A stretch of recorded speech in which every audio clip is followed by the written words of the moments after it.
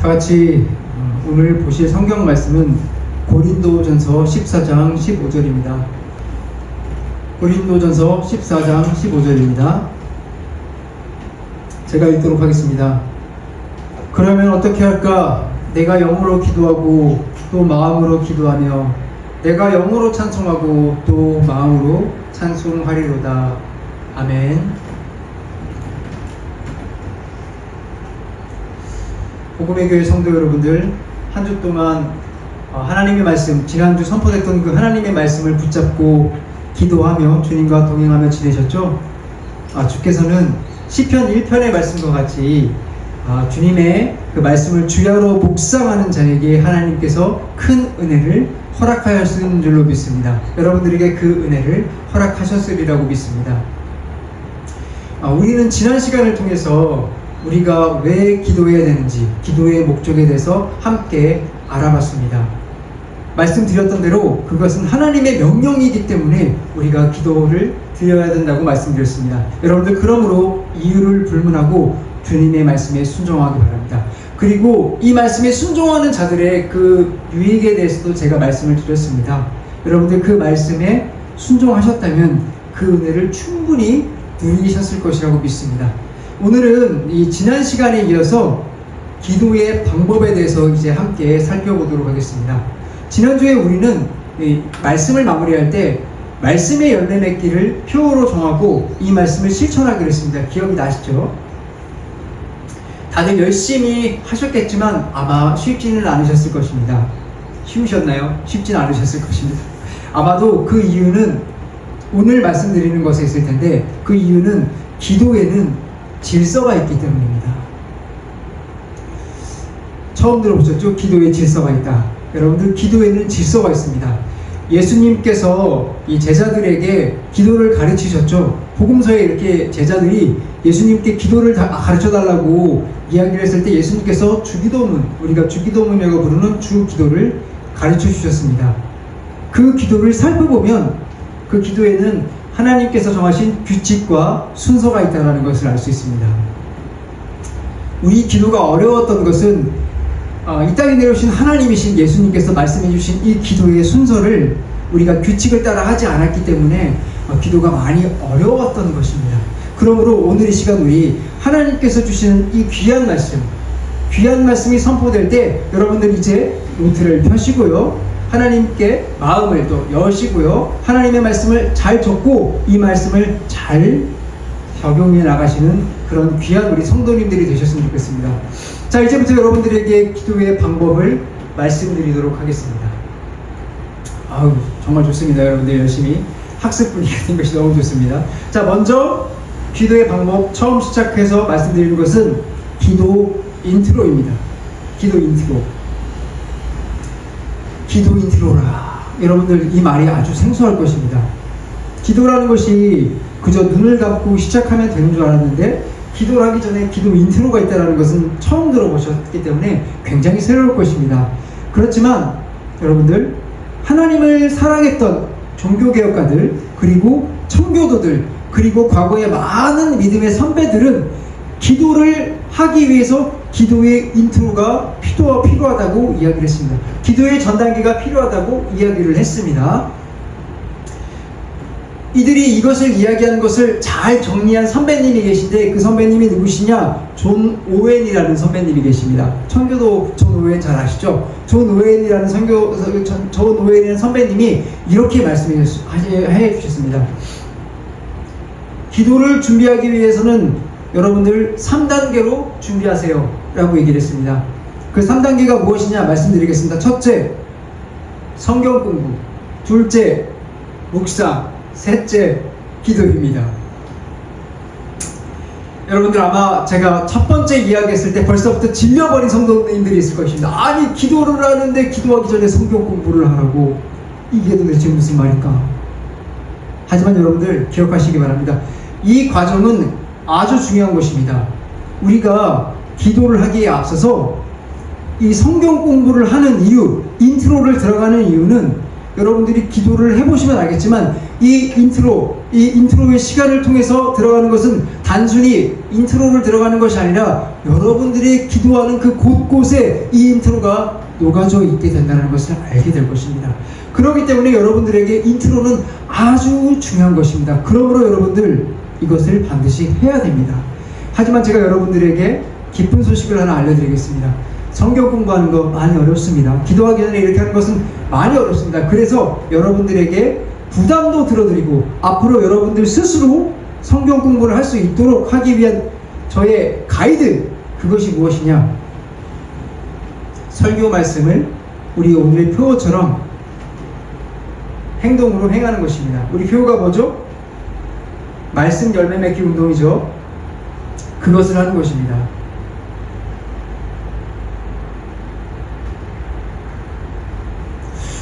설교를 듣는 것은 일종의 하나님의 말씀을 풀어서 듣는 것입니다. 하나님의 말씀을 풀어서 공부하는 것이라는 겁니다. 그러니까 그 본문에 대한 해석을 함께 듣게 되죠. 그렇기 때문에 여러분들 인트로의 부분에 해당되는 부분이 바로 설교를 하는 것과 동일하다는 것입니다. 설교를 듣는 것과 동일하다는 것입니다. 그렇기 때문에 제가 여러분들에게 함께 일주일 동안 이렇게 설교 말씀을 붙잡고 하나님께 기도하여 나가라고 말씀을 드린 것입니다. 오웬뿐만 아니라 마르틴 루터도 오웬과 마찬가지로 기도를 시작하는 데 있어서 기도 전 단계가 아주 중요하다고 강조를 하고 있는데, 이것은 이미 우리가 성경 공부를 마친 것이 있다면 특별히 공부 시간을 갖지 않고 그저 그 공부한 부분을 기대어서 기도를 시작하면 된다라고 말씀을 하고 있다는 것입니다. 앞서 저희가 말씀드렸던 부분이죠. 그러므로 우리는 한 주간 이 말씀 들은 것을 가지고 이것을 의지해서 여러분들이 기도의 자양분으로 삼아서 기도를 하시길 바랍니다. 그리고 특별히 우리가 말씀 열매 맺기 운동을 하는 두 번째 이유가 있는데, 그것은 우리의 전 세계에 있는 모든 교회는 하나님의 예수 그리스도의 몸이시죠. 그렇죠? 예수 그리스도의 몸이시죠. 그리고 각 개체 교회는 또한 예수 그리스도의 몸입니다. 그렇죠? 그런데 우리 이 예수 그리스도의 몸인 우리가 성경 말씀에 보면은 함께 공동체가 되라고 말씀하십니다. 우리의 몸이 각자 역할이 있어요. 어떤 사람은 손가락, 어떤 사람은 눈, 어떤 사람은 배, 어떤 사람은 다리, 이렇게 각자의 역할이 있지만 하나의 머리가 예수 그리스도라고 얘기하셨습니다. 그렇기 때문에 우리의 몸이 각자의 지체지만 하나의 공동체입니다. 그것을 위해서 우리가 해야 되는 것은 하나의 말씀을 붙잡고 같이 묵상하며 기도하며 나아가야 되는 것입니다. 그래서 우리는 오늘 선포된 주님께서 주신 이 말씀을 붙잡고 함께 기도하며 나아가는 것입니다. 같은 말씀을 붙잡고 기도하며 나아가자는 것입니다. 그런 유익이 바로 말씀을 기도로 나아가는 유익과 연결이 된다는 것입니다. 그러므로 여러분들 이 1단계는 여러분들이 스스로 내가 말씀을 연구하고 공부할 수 있기 전까지는 열심히 우리 주일의 말씀을 붙잡고 기도하여 나가시기 바랍니다. 물론 여러분들이 스스로 기도할 수 있는 그런 수준이 된다고 할지라도 우리 하나의 공동체이기 때문에 우리 주일날 선포되는 말씀은 열심히 붙잡고 기도하셨으면 좋겠습니다. 자, 인트로의 두 번째 단계는 묵상입니다. 존 오웬의 말을 다시 한번 제가 말씀드리겠습니다. 오웬은 먼저 공부한 본문을 묵상하는 방법에 대해서 이렇게 가르칩니다. 진심으로 곱씹으면서 생각하라. 진심으로 곱씹으면서 생각하라. 이 말씀이 추상적으로 들릴 수가 있습니다. 루터가 우리에게 유익을 주는 것은, 루터는 하나님의 진리를 절대로 추상적으로 남겨두지 않았다는 것입니다. 그것을 그의 삶으로 가지고 왔다는 것입니다. 그렇기 때문에 루터는 이 방법에 대해서도 구체적으로 어떻게 해야 되는지 제시를 해주고 있는데요. 한번 여러분들 잘 들어봤으면 좋겠습니다. 그것은 우리가 본문 말씀을 읽잖아요. 그 말씀을 입으로 소리를 계속 내는 겁니다. 음성을 하는 거예요. 크게 소리를 뭘 내도 상관은 없지만 우리가 기도하는 가운데 처음에 작게 이렇게 소리를 내서 얘기하는 것입니다. 아무 생각 없이 중얼거리는 것이 아니라 그 깊은 의미를 생각하면서 하나님께서 내게 왜 이 말씀을 주셨을까 하면서 깊이 묵상을 하는 것입니다. 예를 들면 이런 것입니다. 지난주에 우리가 말씀을 봤죠. 쉬지 말고 기도하라. 그것을 되뇌이는 것입니다. 쉬지 말고 기도하라. 그러면서 머릿속으로 생각을 하는 거예요. 왜 하나님께서 이 말씀을 주셨을까? 쉬지 말고, 왜 쉬지 말고라고 그러셨지? 기도하라. 왜 기도하라고 하시는 거지? 왜 쉬지 말고? 그러면서 우리가 지난주에 들었던 말씀을 신학적으로 정립을 했잖아요. 그것을 가지고 같이 생각을 해보시는 거예요. 이렇게 기도하라는 것이 루터가 우리에게 알려주는 묵상의 방법입니다. 이렇게 구체적으로 들으니까 아주 좋죠. 저는 이 방법과 함께 오웬이 또한 우리에게 가르쳐주는 묵상의 방법이 있어요. 그것을 믹스하여 이것을 사용한다면 무엇보다도 좋은 것이 없다고 생각을 하는데 제가 말씀드리겠습니다. 오웬이 말씀한 방법은, 오웬이 우리에게 알려주는 방법은 질문을 하라는 것입니다. 3가지 질문을 하라는 것입니다. 우리가 묵상을 할 때 이렇게 묵상하라는 거죠. 첫째, 이 말씀은 하나님의 성품에 대해서 어떠한 것을 가르쳐주고 있는가? 이 말씀은 하나님의 성품에 대해서 어떠한 것을 가르쳐주고 있는가? 아까 말씀드린 그 말씀을 붙잡고 제가 예제로 계속 말씀드려보겠습니다. 쉬지 말고 기도하라. 하나님이 이 말씀을 주셨는데 하나님의 성품이 이곳에 어떠한 것이 드러나는가? 하나님은 무소부지하신 분이시구나. 하나님은 시간적으로 영원히 계신 분이시구나. 쉬지 말고 기도하라. 우리가 쉬지 않고 기도하는데 계속 들으시는 분이시구나. 하나님은 위대하신 분이시구나. 이러한 결론을 우리가 갖게 된다는 것입니다. 둘째, 이 말씀은 인간의 본성과 자질 그리고 그 행동에 어떠한 말을 해주고 있는가? 이 말씀은 인간의 본성과 자질 그리고 행동에 어떠한 말을 해주고 있는가? 이 질문을 하라는 것입니다. 계속해서 그 말씀, 본문 말씀을 잡고 생각을 해보겠습니다. 쉬지 말고 기도하라.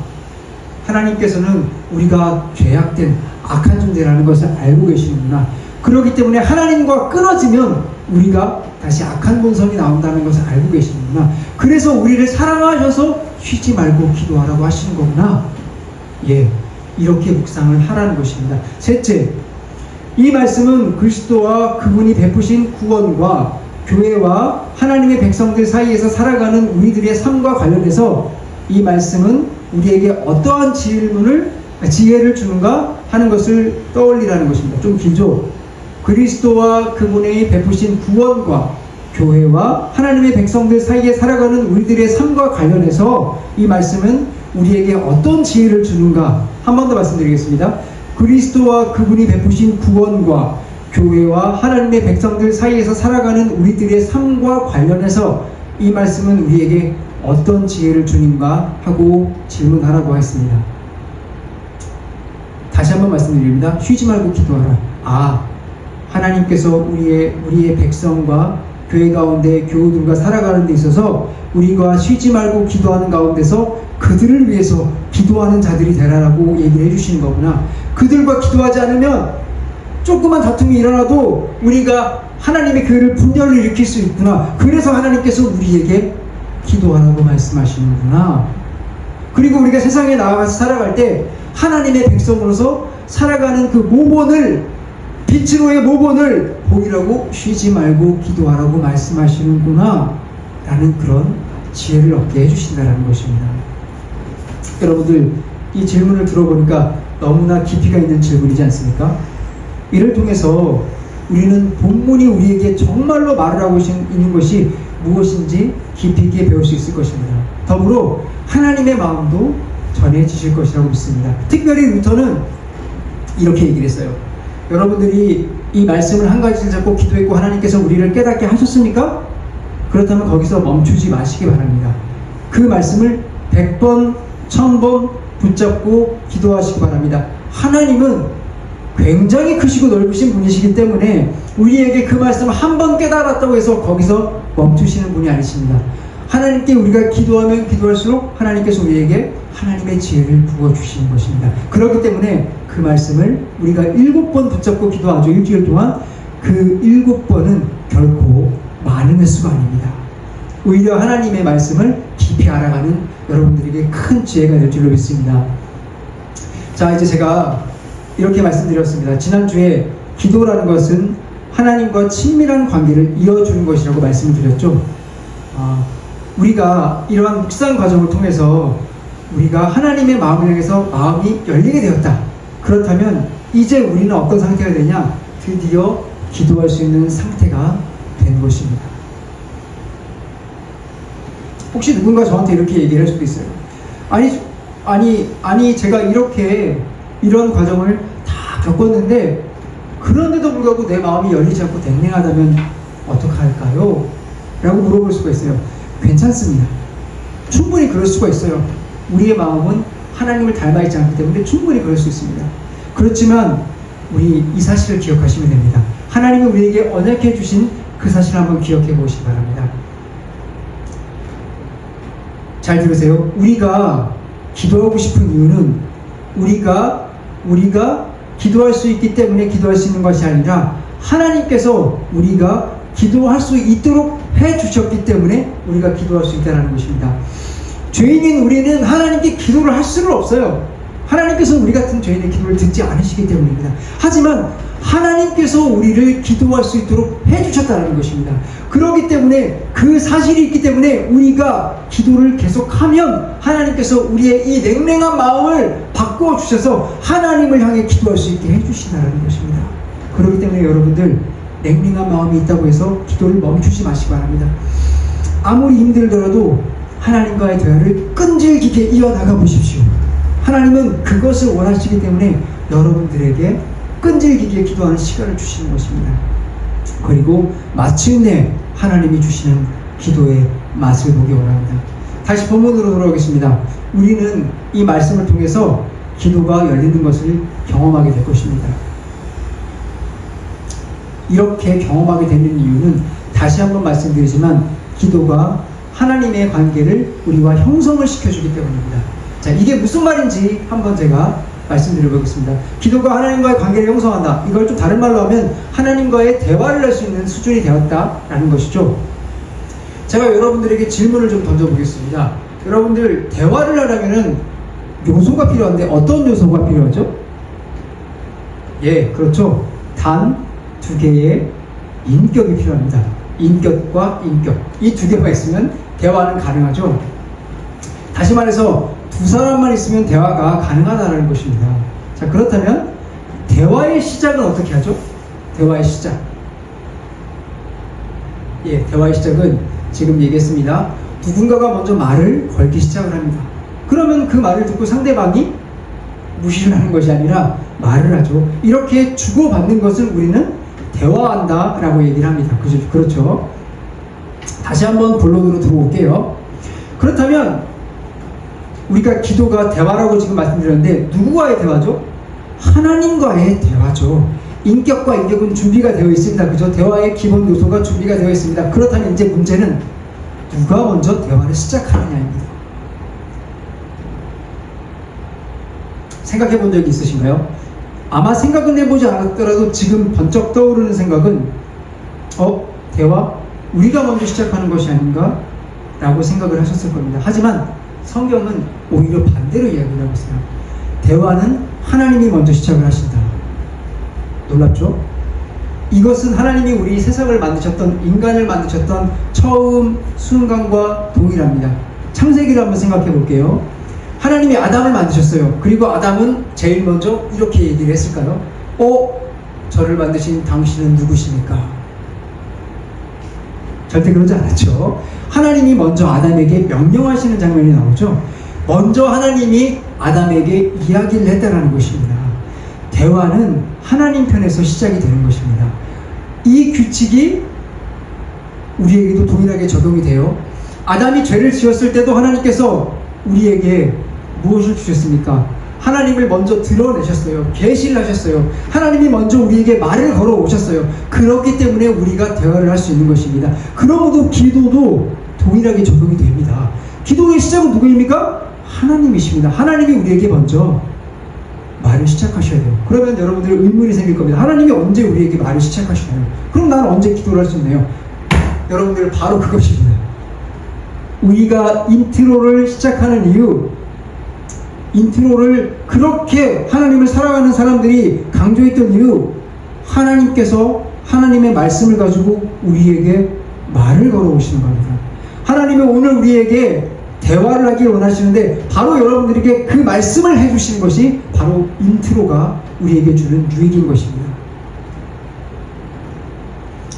성경 말씀을 우리가 읽고 그 말씀이 우리에게 말을 하시는데 성령 하나님, 우리에게 보내주신 이 성령 하나님이 우리가 그 말씀을 읽고 공부하고 묵상하는 가운데 하나님의 마음을 전해주고 하나님의 뜻을 깨닫게 하시는 것이 바로 하나님께서 우리에게 먼저 말을 시작하시는 겁니다.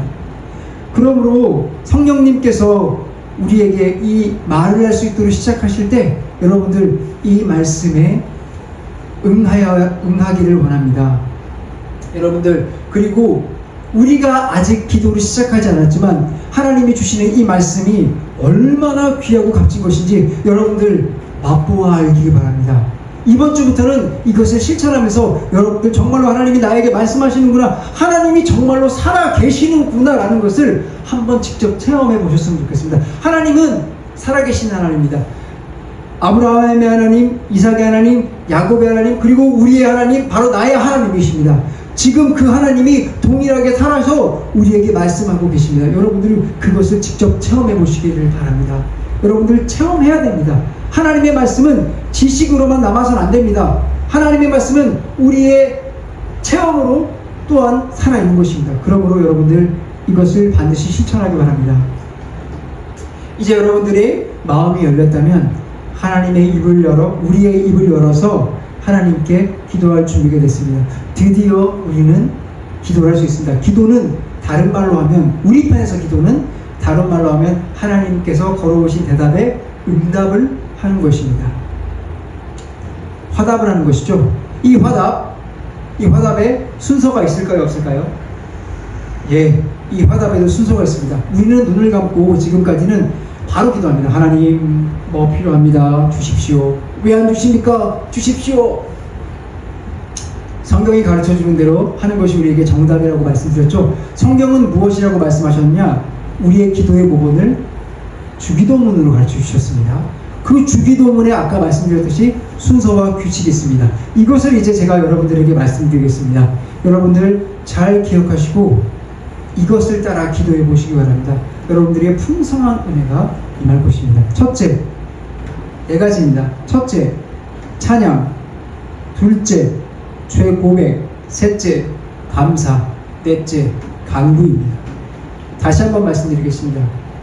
첫째, 찬양하라. 둘째, 죄를 고백하라. 셋째, 감사하라. 넷째, 간구하라. 먼저 찬양에 대해서 여러분들에게 말씀드리겠습니다. 앞서 우리가 인트로를 통해서 하나님께 오웬이 질문하라고 얘기했던 것들을 기억하실 것입니다. 뭐였죠? 첫 번째 질문이 이 말씀은 하나님의 성품에 대해 어떠한 것을 가르쳐 주는가? 이 말씀은 하나님의 성품에 대해 어떠한 것을 가르쳐 주는가? 였습니다. 자, 이 말씀을 우리가 묵상을 할 때 잘 질문을 해보면 우리에게 얻는 유익이 무엇입니까? 하나님이 누구인지 알게 하신다는 것입니다. 제가 누누이 말씀드렸죠. 우리가 알지 못하는 분을 어떻게 섬길 수 있겠느냐. 우리가 이 질문을 통해서 말씀을 가지고 질문을 통해서 하나님이 어떤 분이신가를 알게 된다는 것입니다. 이게 얼마나 위대한 일입니까? 여러분들 제임스 패커 잘 아시죠? 하나님을 아는 지식이라는 책을 쓴 이 제임스 패커가 이런 말을 했습니다. 하나님을 아는 것은 지식에 그치는 것이 아니다. 하나님을 아는 것은 지적 의지도 있어야 하지만 감정적 관계이다. 여러분들 기도는, 이 묵상은 하나님을 아는 것의 지식의 수준에서 넘어서 여러분들을 감정적으로 하나님을 알게 한다는 것입니다. 자, 지금 제가 말씀드렸던 이 질문을 따라서 한번 묵상을 해봤다라고 쳐보겠습니다. 그렇다면 여러분들 머릿속에 먼저 아까 전에 떠올렸던 걸 생각해 보세요. 하나님은 정말로 무소부지하신 분이구나 지식으로 들어오게 됩니다. 하지만 이 말씀을 붙잡고 계속해서 묵상하여 나가다 보면 하나님의 인격을 발견하게 됩니다. 아, 그 영원하신 하나님이 나를 부르셨구나. 그 영원하신 하나님이 나를 사랑하시는구나 라고 그 인격의 하나님을 체험하게 된다는 것입니다. 이것을 경험하게 될 때 우리는 책으로만 보던 하나님을 드디어 우리의 마음속으로 알게 되는 것입니다. 그리고 여러분들이 자연스럽게 하나님을 찬양할 수 있게 되는 것입니다. 하나님은 정말로 전지전능하신 분이시구나. 하나님은 정말로 의로우신 분이시구나. 아, 정말로 하나님은 의로우신 분이시구나 하고 찬양을 할 수 있게 된다는 것입니다. 여러분들, 우리가 시끄러운 악기 소리 그런 거에 감정을 맞춰서 그저 우리가 감정을 따라서 하는 그런 찬양이 아니라 정말로 우리의 중심으로부터, 우리의 영혼으로부터 나오는 찬양을 드릴 수 있게 되는 것입니다. 그렇기 때문에 우리가 기도를 할 때 찬양을 하며 시작을 해야 되는 것입니다. 특별히 우리가 왜 기도를 할 때 찬양을 하면서 시작을 해야 되냐면, 우리의 인간이 만들어진 목적이 뭐라고 했죠? 하나님께서 영광 받으시기 위해서라고 말씀드렸습니다. 하나님께서 영광 받으시기 위해서 우리를 만드셨는데 우리가 하나님을 찬양한다는 것이 이상한 것인가요? 절대 그렇지 않습니다. 가장 올바른 태도인 것입니다. 그러므로서 우리가 하나님께 찬양한다는 것은 아주 바른 기도의 시작입니다. 만약에 우리가 하나님을 향해서 찬양하면서 기도를 시작하지 않는다, 그렇다면 여러분들 기도의 심장을 도려내는 것과 동일한 것입니다. 여러분들 기도의 심장이 없다면 그 기도가 살아있는 기도일까요? 죽은 기도입니다. 그렇기 때문에 여러분들 하나님께 찬양하며 시작하는 것은 아주 옳은 것이고 당연한 것입니다. 여러분들 그러므로 기도를 할 때 하나님을 찬양하시기 바랍니다. 하나님을 찬양하는 건 억지로 하는 것이 아닙니다. 우리가 아까 말씀을 의지했을 때 하나님의 찬양이 자연스럽게 나오는 것입니다. 그리고 더욱더 놀라운 것은 우리가 이렇게 기도를 한다, 심장이 있다는 얘기죠. 우리의 기도가 활활 타게 됩니다. 그러므로 여러분들 기도하기 어려우신 여러분들에게 말씀드립니다. 하나님을 찬양하여 기도하시기 바랍니다. 어느 순간 여러분들은 1시간, 2시간, 3시간 정말 뜨거운 기도를 하게 될 것입니다. 자, 그런데 여러분들 이 말씀을 듣는 가운데 내가 찬양을 하는데 방해가 되는 것이 하나 있다는 것을 여러분들 생각을 할 수 있을 것입니다. 그것이 무엇이냐면, 우리가 하나님을 찬양하는 데 있어서 우리가 하나님을 찬양하는 입술이, 우리가 하나님을 찬양하는 이 머리가 우리의 마음보다 어휘량이 너무나 부족하다는 것을 알게 될 것입니다. 하나님을 찬양합니다. 하나님 높으신 분이십니다. 근데 그 다음에 어떻게 내 마음은 그것 이상으로 표현하고 싶은데 표현을 할 수가 없습니다. 그래서 하나님 그것을 잘 아시고 우리에게 아주 위대한 책을 한 권 주셨습니다. 여러분들 그 책을 보시기 바랍니다. 그 책이 무엇이냐? 바로 시편입니다. 시편은 우리에게 많은 위로와 힘을 주는 성경이기도 하지만 특별히 하나님을 찬양하기 위해서 만들어진 책입니다. 그렇기 때문에 이보다 더한 것은 없습니다. 그리고 시편에는 우리가 표현하지 못한 그 감정적인 어휘가 풍성하게 담겨 있습니다. 그러므로 우리가 시편을 암송하는 데 유익이 있고 시편을 보는 데 유익이 있는 것입니다. 우리가 시편 찬송을 하잖아요. 바로 이러한 이유에서 시편 찬송을 하는 것입니다. 그러므로 여러분들 제가 권유드리기는 시편을 많이 묵상하시고 시편을 많이 암송하시기 바랍니다. 하나님께서 기뻐 받으시는 찬양을 여러분들이 하실 수 있습니다.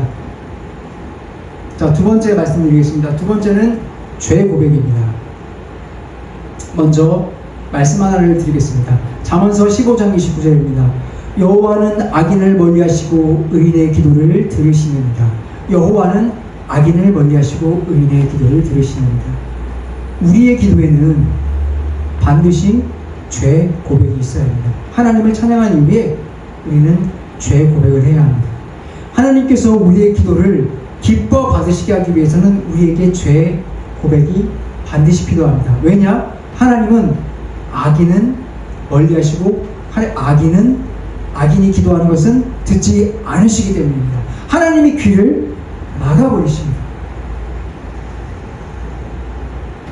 그러므로 여러분들 죄 고백이 기도에 있어서 너무나 중요한 것입니다. 우리가 기도할 때 먼저는 바로 우리 주 예수 그리스도를 의지하여 나가야 합니다. 왜냐하면 예수님의 십자가, 예수님이 바로 우리의 중보자가 되셨습니다. 주님의 십자가를 통해서 우리가 하나님과 막힌 담이 허물어졌습니다. 그래서 우리가 하나님께 나아갈 수 있게 된 것입니다. 그렇기 때문에 우리는 예수 그리스도에 의지하여 기도를 해야 됩니다. 그리고 우리가 다음으로 해야 되는 것이 바로 회개입니다. 회개. 죄를 회개하여 나가야 됩니다. 혹시라도 누가 제게 이렇게 물어보신다면 제가 이렇게 대답을 해드리겠습니다. 혹시 예수님께서 나의 죄를 보혈로 다 씻어주셨는데 제가 또 무슨 회개를 합니까? 그 뭐 잘못된 거 아닙니까? 라고 얘기를 한다면 요한복음 13장 10절을 우리 함께 찾아보겠습니다. 예수께서 이르시되 이미 목욕한 자는 발밖에 씻을 필요가 없느니라 온몸이 깨끗하니라 너희가 깨끗하나 다는 아니니라 하시니. 네, 우리는 예수 그리스도의 보혈로 온몸이 씻겼습니다. 하지만 항상 발은 더러워집니다. 우리는 예수 그리스도를 통해서 깨끗이 씻김을 받았으나 우리는 항상 죄 가운데 살아갑니다. 그렇기 때문에 우리는 매일 발을 씻어야 하는 존재입니다. 그렇기 때문에 우리는 항상 회개를 해야 되는 존재입니다. 하나님께서는 의인의 기도를 받으십니다. 여러분들이 정말 주님을 통해서 의인이 된 것은 맞지만 여러분들의 죄가 있으시다면 하나님께서 기도를 받으시기가 어렵다는 것입니다. 그러므로 여러분들 항상 주님께 회개하여 기도하여 나가기를 소원합니다. 이것을 언제까지 해야 되느냐? 천국 가는 그날까지 해야 됩니다. 여러분들 회개하는 기도는 한 번 하고 끝나는 것이 아닙니다. 우리 평생에 기도해야 됩니다. 그리고 그 다음 중요한 것이 있습니다. 회개를 하신 다음에 반드시 하나님을 의지하여 도움을 구하셔야 합니다. 회개의 가장 대표적인 기도가 시편 51편이죠. 시편 51편에 다윗이 하나님께 뜨겁게 회개를 하죠. 진심을 다해서 회개를 하죠. 정말로 진심을 다해서 회개를 하죠. 그 다음에 하는 것이 하나님께 도움을 구하는 것이었습니다. 주님 나를 회복시켜 주십시오. 주님 나를 죄에서 이제는 죄를 짓지 않도록 도와주십시오. 우리가 회개를 했어요. 회개를 했으나 우리가 다음번에 죄를 짓지 않을 그런 힘이 있습니까? 우리에게는 없습니다. 사탄은 우는 사자와 같이 우리를 넘어뜨리려고 하고 있습니다. 우리는 그것을 이겨내기가 어렵죠. 하지만 주님은 우리에게 그런 힘을 주십니다. 그러므로 회개 기도를 한 다음에 하나님께 항상 도움을 구하는 그런 기도를 해야 될 줄로 믿습니다. 자, 그렇다면 이제 여러분들에게 어떻게 회개를 해야 되는지 그걸 한 가지 말씀드리도록 하겠습니다. 여러분들 회개에는 종류가 두 가지가 있다는 것을 아십니까? 첫째는 후회고 둘째는 통회입니다. 첫째는 후회고 둘째는 통회입니다. 우리가 그렇다면 어떠한 회개를 해야 될까요? 첫 번째는 후회에 대해서 말씀드리겠습니다. 후회는 바로 말씀드립니다. 가짜 회개입니다. 이것은 아이가 엄마에게 뭘 잘못을 했어요. 엄마에게 잘못을 했는데 엄마가 이제 회초리를 들고 옵니다. 이 회초리가 너무 무서워서 그것을 모면하려고 엄마 잘못했어요 라고 이야기하는 것과 똑같은 겁니다. 후회는 바로 그런 수준입니다. 내 몸이 아픈 게 너무 싫어서 엄마에게 잘못했다고 이야기를 하는 것입니다. 실제로 엄마의 마음을 고려하지 않는 것이죠. 그냥 내 몸이 아픈 게 싫어서. 안타깝게도 오늘날의 교회에 나오는 많은 성도님들이 이러한 상태에 회개를 하는 것이 많은 것 같습니다. 내가 지옥 가는 것이 단순히 무서워서 그냥 회개하니? 하나님이 원하시는 회개는 근데 그것이 아닙니다. 하나님이 원하시는 회개는 통회에 있습니다. 통회가 그럼 무엇이냐? 통회의 본질은 그의 마음이 하나님께 가 있다는 것입니다. 내가 죄를 지은 것이 하나님을 정말로 아프게 한 것이구나. 그 마음 가운데 그 마음을 통하여 그 아픈 마음을 뉘우치고 그 아픈 마음을 바꾸고자 하는 마음이 있는 것이 바로 통회입니다. 하나님이 원하시는 회개는 바로 이것입니다. 이 마음은 어디까지 가냐면 이런 마음이 담겨 있습니다. 이 마음은 단순히 아픈 마음에 머물러 있는 것이 아니라 이 정도에 있는 수준에 있는 분들도 많은 것 같아요. 이 마음에 머물러 있는 것이 아니라 앞으로 내가 하나님을 위해서 죄를 짓지 않겠다는 그런 다짐이 담겨 있고요. 그리고 내가 반복해서 짓던 죄를 이제는 끊어버리겠습니다 라는 마음이 담겨 있고요. 그리고 이것을 위해서 지금부터 내가 죄가 들어오는 모든 통로를 그 기회조차도 막아버리는 행동까지 나가겠다라는 것이 포함된 것이 바로 통회입니다. 마음의 중심은 하나님의 마음을 읽는 그 마음이고요. 그 마음을 행동으로 표현한다는 것입니다. 이것이 바로 통회의 수준입니다. 바로 이것을 우리가 기도 가운데 담아서 하나님께 하는 것이다. 그렇기 때문에 우리가 회개 기도를 할 때 주님, 내가 이것을 잘못했어요 라는 수준에서 머물 수가 없습니다. 우리의 이 심령 중심에서 회개가 나오는 것입니다. 이러한 마음으로 여러분들 회개를 하시기 바랍니다. 하나님께서 여러분들의 기도를 기뻐 받으실 것입니다. 세 번째로 감사입니다. 여러분들 이 구절을 많이 보셨겠지만 이런 부분이 있었나 싶을 것입니다. 제가 읽어드릴게요. 빌립보서 4장 6절입니다. 아무것도 염려하지 말고 다만 모든 일에 기도와 간구로 너희 구할 것을 감사함으로 하나님께 아뢰라. 예, 하나님께서 우리에게 비밀을 하나 알려주셨는데 그것이 바로 감사하며 아뢰라는 것입니다. 하나님께서 감사하며 아뢰는 사람에게 구하는 것을 모두 주신다고 합니다. 너무나 기쁜 소식이지 않습니까? 감사하며 아뢰는 사람에게 모든 것을 주신다고 하십니다. 우리가 왜 감사를 해야 되느냐? 감사를 하는 행위라는 것은 바로 하나님과 하나님이 베푸신 그 은혜를 인정하는 행동입니다. 그렇기 때문에 우리에게 감사하라고 말씀을 드리는 겁니다. 이 말을 한마디로 정리하자면 그분께서 주시는 것이 모든에게 선한 것입니다 라는 이 믿음으로 구하라는 것입니다. 하나님께서 주시는 모든 것이 내게 선한 것입니다 라는 것으로 그러한 믿음으로 구하라는 것이 바로 감사하며 구하라는 말입니다. 여러분들 감사하지 않는 것이 뭐 그렇게 큰 죄인가? 하나님의 말씀을 잘 따라 살면 되는 것이 아닌가? 이 정도 수준이면 되는 것이 아닌가? 라고 생각을 한다면 너무나도 큰 착각을 하고 계십니다. 복음서에는 이런 말씀이 있죠. 10명의 문둥병자가 병고침을 받은 사건 아시죠 여러분들? 그 10명의 문둥병자가 주님의 말씀에 순종하여 병고침을 받았습니다. 그런데 그 다음에 무슨 일이 일어났죠? 9명은 그냥 돌아갔고 1명의 나병 환자가 나와서 주님께 감사합니다 라고 고백을 했어요. 그때 주님께서는 그 1명 말고 9명에게 책망하셨어요. 나머지 9은 어디 갔느냐?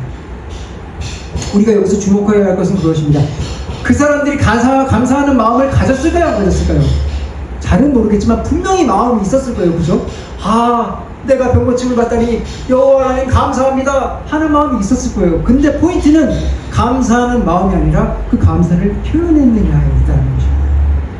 주님은 감사를 표현하기 바라는 것입니다. 여러분들 그러므로 하나님께 기도할 때 감사함으로 구하셔야 하는 것입니다. 자, 그리고 우리가 기도로 감사하며 구하지 않게 되잖아요. 그러면 우리 신앙생활에 문제가 하나 발생합니다. 그것을 여러분들에게 말씀드리겠습니다. 여러분들이 감사하는 생활, 감사하는 기도를 드리지 않으면 여러분들의 신앙생활은 마치 이 청룡열차를 탄 것 같이 오르락내리락 할 것입니다. 신앙에 감사가 베이스가 되지 않으면 그런 사람은 보세요. 월급이 올랐어요. 하나님께 너무 감사합니다. 그래서 하나님 앞에 나와서 열심히 봉사합니다. 내가 맡은 그 직분들 열심히 감당하며 나아갑니다. 그런데 하나님께서 내 삶을 조금 안 좋게 해줬다. 그 사람은 하나님께 불평을 합니다. 신앙생활을 대충 살게 되죠. 심지어는 하나님의 교회를 나오지 않게 되기도 해요. 이것이 감사하지 않은 자의 삶입니다. 하지만 사실은 하나님께서 우리에게 주신 모든 것이 감사거리입니다. 여러분들 여기 나와서 예배드리고 있는 것도 감사해야 될 제목입니다. 이러한 하나님께 드리는 감사가 여러분들에게 베이스가 되어 있다면 여러분들의 신앙생활은 평탄하게 될 것입니다. 여러분들의 신앙생활이 굴곡이 없다는 것이 아니라 여러분들의 마음이 아주 온전하게 갈 것이라는 겁니다. 그래서 여러분들 신앙의 선배들, 청교도들은 정말 기쁜 일이 있고 혹은 너무나 슬픈 일, 자식이 죽는 슬픈 일이 있었다 할지라도 그들의 감정은 마치 로봇과 같았다고 합니다. 평온했다고 합니다. 크게 요동치지 않았다고 합니다. 평온했다는 것은 좀 너무 잘못된 표현인 것 같고 요동치지 않았다고 합니다. 그럴 수 있는 비결이 무엇입니까? 우리가 요동치지 않고 끝까지 천국을 바라볼 수 있는 이 길, 조금은 좁은 길을 가로갈 수 있는 그 길은 바로 감사하는 기도가 있기 때문입니다. 하나님께서 감사로 구하는 자의 기도를 들으신다고 말씀하십니다. 그러므로 여러분들 감사하며 기도하기 바랍니다. 마지막입니다. 여러분들 하나님께 간구하시기 바랍니다. 드디어 우리가 바라는 시간이 되었습니다. 여러분들이 구할 것이 있습니까? 하나님께 간구하십시오.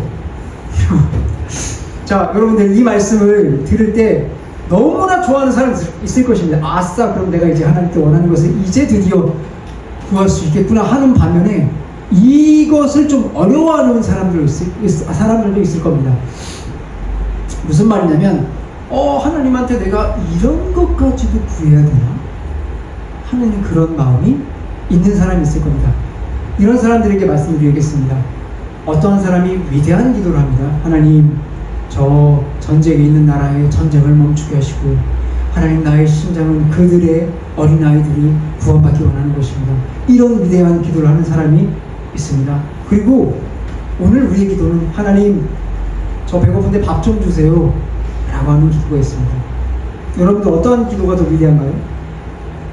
전자라고 생각을 하실 수 있겠지만 사실 하나님 입장에서는 이 두 가지가 자녀가 구하는 똑같은 귀중한 간구입니다.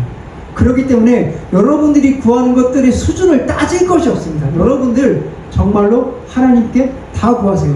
성경은 또 뭐라고 말씀했는지 볼까요? 성경은 예수님께서 우리에게 말했습니다. 뭐라고요? 구하라. 뭐라고요? 구하라.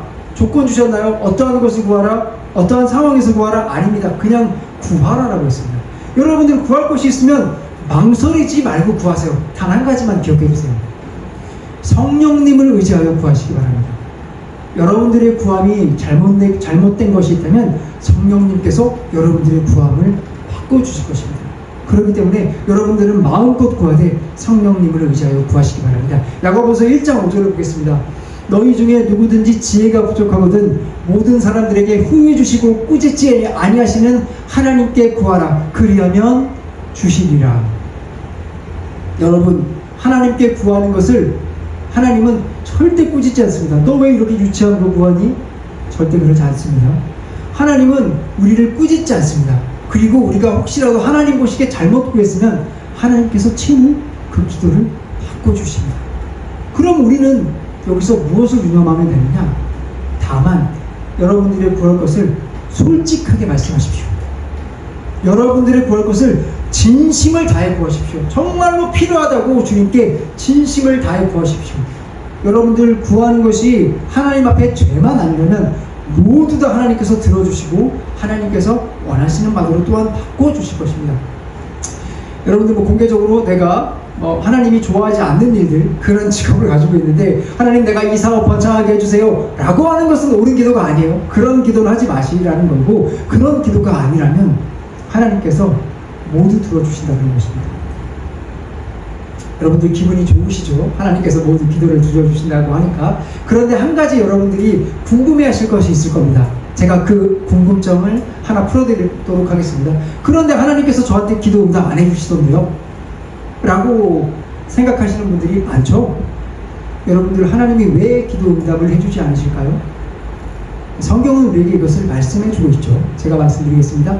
세 가지입니다. 이것도. 첫 번째, 하나님이 우리에게 기도 응답을 해주시지 않는 첫 번째 이유는 우리의 기도가 두루뭉술하기 때문입니다.